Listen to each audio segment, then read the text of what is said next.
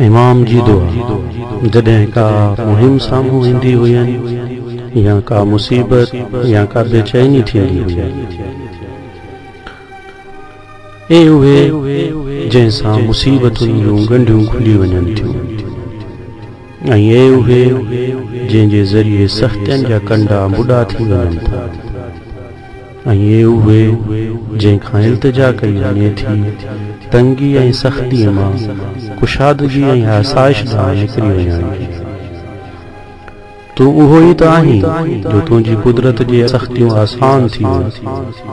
तुंहिंजे ई लुत्फ़ सां असबाब जो सिलसिलो बरक़रार रहियो, ऐं तुंहिंजी ई कुदरत सां क़ज़ा जो नफ़ाज़ थियो, ऐं सभु शयूं तुंहिंजे इरादे वारे रुख़ ते हलनि पियूं। ए उहे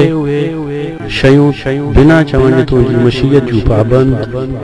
ऐं बिना झलण जे पाण ई तुंहिंजे इरादे सां झलियल आहिनि। मुश्किलात में तोखे ई पुकारियो वेंदो आहे, ऐं मुसीबतुनि में तूं ई पनाह जी जाइ आहीं। उन्हनि मां का बि मुबतरी न थी सघे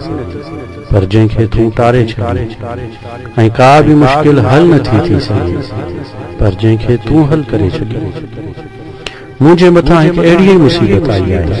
जंहिंजे बार मूंखे थकाए छॾियो आहे, ऐं हिकु अहिड़ी आफ़त अची पई आहे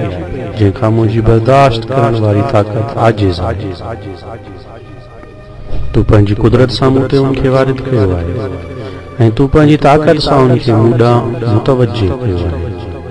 पोइ उनखे को टारण वारो न आहे जंहिंखे तूं वारिद करी, ऐं को फेरण वारो न आहे जंहिंखे तूं मुतवज्जे करी, ऐं को खोलण वारो न आहे जंहिंखे तूं बंदि करी, ऐं को बंदि करण वारो न आहे जंहिंखे तूं खोले छॾी, ऐं को आसान करण वारो न आहे जंहिंखे तूं ॾुखियो करी, ऐं जंहिंखे तूं नज़रनि खां किराए छॾी उनजो को मददगार नथो थी सघे। बस त पोइ मुहम्मद ऐं उनजी आल ते रहमत नाज़िल फरमा, ऐं मुंहिंजे लाइ खोले छॾे पालणहार कुशाइश वारो दरवाज़ो तूं पंहिंजी करम नवाज़ीअ सां, ऐं भञी छॾी उन गम जो ज़ोर तूं पंहिंजी ताक़त सां, ऐं मूं ॾांहुं फिराए छॾ तूं पंहिंजी भलाई वारी नज़र मुंहिंजी शिकायत जी, ऐं मुंहिंजी हाजत पूरी कर तूं पंहिंजे मिठड़े अंदाज़ सां जंहिं लाइ मूं तोखां सवाल कयो आहे, ऐं मूंखे अता कर पंहिंजे रहमत मां ख़ुशगवार आसूदगी, ऐं मुंहिंजे लाइ तूं पंहिंजे तरफ़ां ख़ासि लुत्फ़ सां जल्द छुटकारे वारी राह, ऐं मूंखे गफ़लत में न विझ। उन गम ऐं ॾुख जे करे तूं पंहिंजे फ़राइज़नि जी पाबंदी सां ऐं सुन्नत ते अमल करण खां, छाकाणि त आउं तंग थी चुको आहियां जेकी मूं ते टुटी पियो आहे।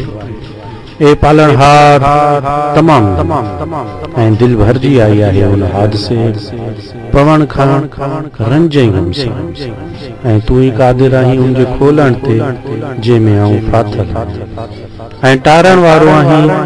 जंहिंमें आऊं। बस त पोइ तूं पंहिंजे तरफ़ां मुंहिंजे लाइ इहो करे छॾ, जे तूं नीक आऊं उनजे लाइक़ न आहियां।